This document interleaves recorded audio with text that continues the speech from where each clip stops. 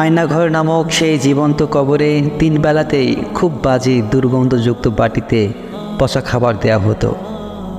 মনে হতো কেউ যেন খেয়ে মাখিয়ে অথবা কুকুর দিয়ে চাটিয়ে আমাদেরকে দিয়েছে। প্রথম তো খেতেই পারতাম না, পরে জীবন বাঁচাতে খেতে বাধ্য হতাম।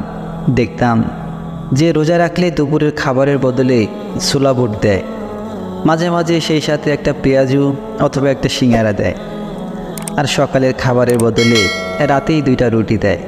তাই প্রায় বলতাম আমি রোজা রাখবো। তো রোজা রাখার কথাটা কিন্তু আগেই বলতে হতো। আমি দেখতাম রোজা রাখলে যা দেয় তা মোটামুটি গলদকরণ করা যায়। তাই ভাবলাম রোজা রাখলে সওয়াবও আছে, তার সাথে খাবারটাও তুলনামূলক ভালো, আর ওই দুর্গন্ধযুক্ত বাটি থেকে কিছুটা মুক্তি মিলে।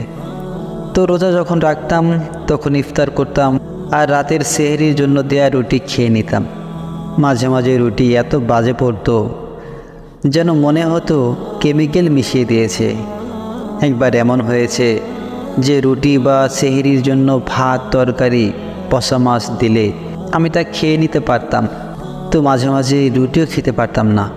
তো বাধ্য হয়ে সেই পচা ভাতগুলোকে ধুয়ে খাওয়ার চেষ্টা করতাম।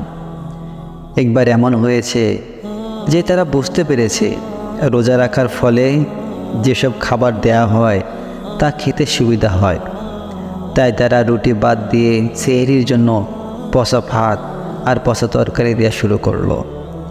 সবচেয়ে বিভৎস বিষয় হচ্ছে পচা মাছ যেটা দেয়া হতো সেটা কোনোভাবেই গলা দিয়ে ঢোকানো যেত না।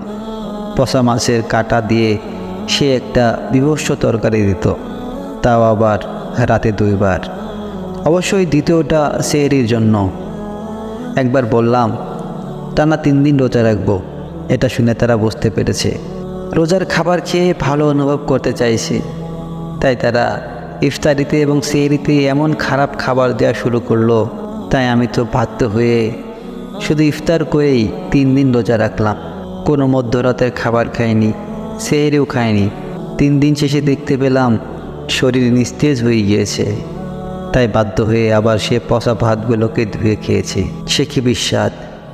মূলত তাদের ক্যান্টিনে যেসব মাছ বিক্রি হতো না বা পচে যেত সেগুলোকে উত্তপ্ত তেলে ভেজে আমাদেরকে দিয়ে দিত।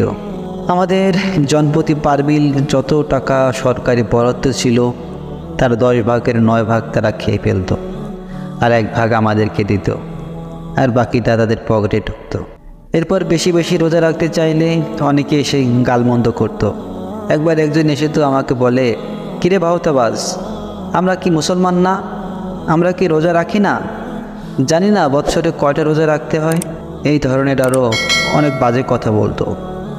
মাঝে মাঝে ইফতারিতে এত বাজে খাবার দিত, ওইটাকে জাক্কুম বৃক্ষের মতো মনে হতো।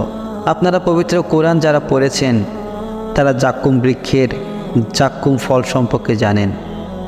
আল্লাহ পাক বলেন, এটি এমন একটি ফল যে ফলগুলি দেখতে এক একটা শয়তানের মাথার মতো মনে হয়।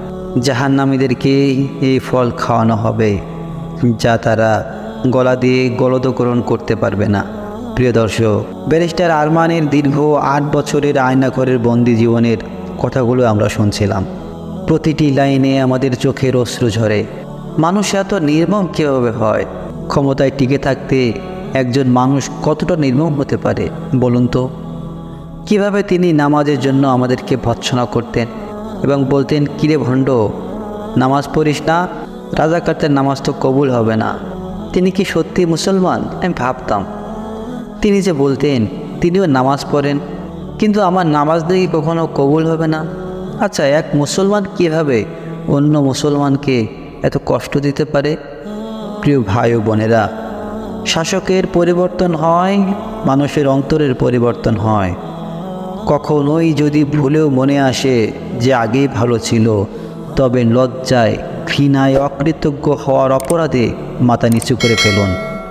এত মানুষের ত্যাগকে ছোট করার অধিকার আমাদের কারোরই নেই।